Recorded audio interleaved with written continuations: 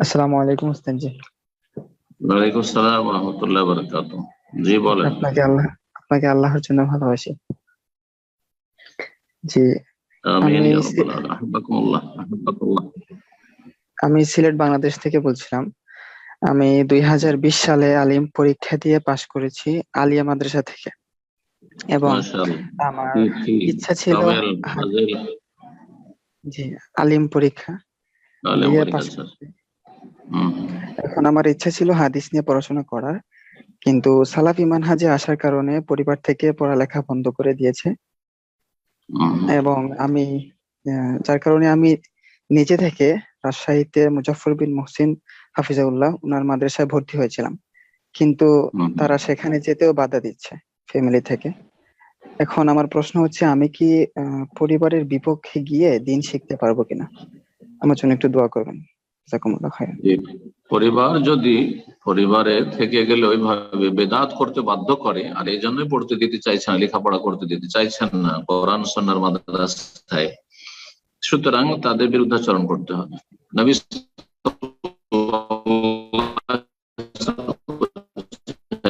ইন্নামাত তাআতু feel মা'রুফ, একমাত্র আনুগত্য, লা তাআতা লিমাখলুকিন ফি মাসিয়াতিল খালিক, স্রষ্টার নাফরমানি করে কোন সৃষ্টির আনুগত্য নেই, বাপ মায়ের আনুগত্য নেই, সরকারের আনুগত্য নেই, কোন বসের আনুগত্য নেই গুনহার কাজ করে। এখন বাপ মা বলবে যে না বেদাতি মাদ্রাসায় পড়াবো, পড়বি পড়, আর না হলে পড়া ছেড়ে দিয়ে বাড়িতে বসে থাক।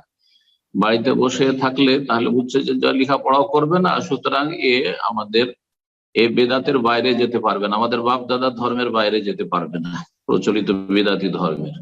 তো এটা হচ্ছে তাদের অন্যায়মূলক নির্দেশ, পাপের নির্দেশ। সুতরাং তাদের কোনো আনুগত্য নেই, তাদের আনুগত্য নেই, তাদের আনুগত্য করা বরং জায়েজই নয়।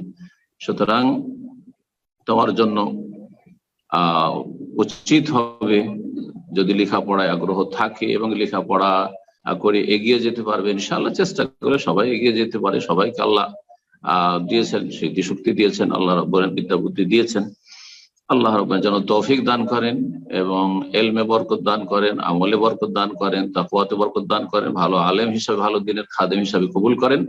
চেষ্টা করেন ইনশাআল্লাহ। আর খরচ এমন কোনো ব্যাপার না, খরচ এমন কোনো ব্যাপার না। আল্লাহ রাস্তায় যে বেরিয়ে যায়, আল্লাহ অনেক রাস্তা খুলে দেয়, অনেক রাস্তা খুলে দেয়, আল্লাহ সহজ করবেন।